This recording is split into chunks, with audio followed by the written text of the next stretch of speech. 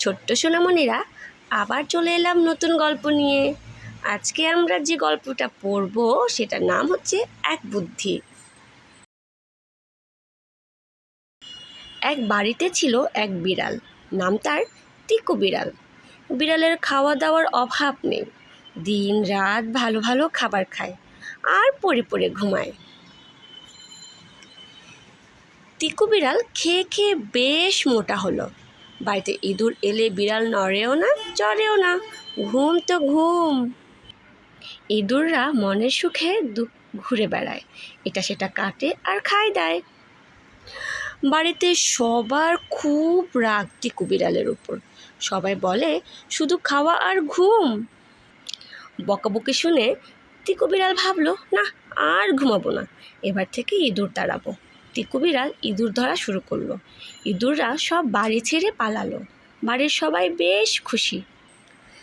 টিকু বিড়াল রোজ বিকালে বেড়াতে বের হয়। বাড়ির পাশেই ছিল এক বন। বনে থাকে এক মোটা সোটা শিয়াল, নাম তার পিকু শিয়াল। পিকু শিয়ালের সাথে প্রায় টিকু বিড়ালের দেখা হয়। টিকু বিড়াল আর পিকু শিয়াল গল্প করে। একদিন টিকু বিড়াল বলল, চলো পিকু শিয়াল বেড়াতে যাই। পিকু শিয়াল বলল, কোথায় যাবে? টিকু বিড়াল বলল, চলো গ্রামের ভিতর ঘুরে আসি।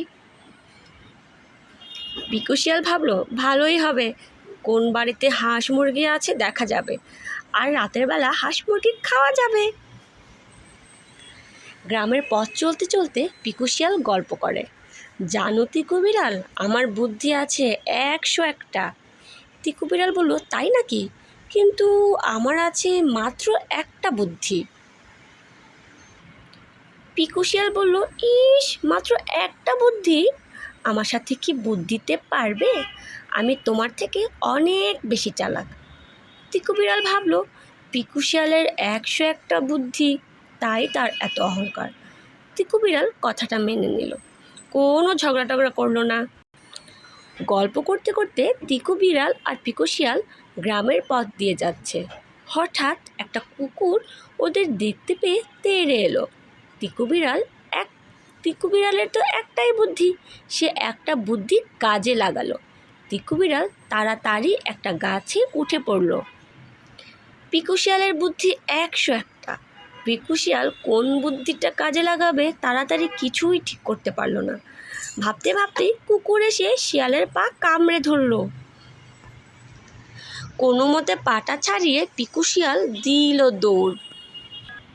পিকু শিয়াল ভাবলো, আমার 101টা বুদ্ধি কোনো কাজেই লাগাতে পারলাম না।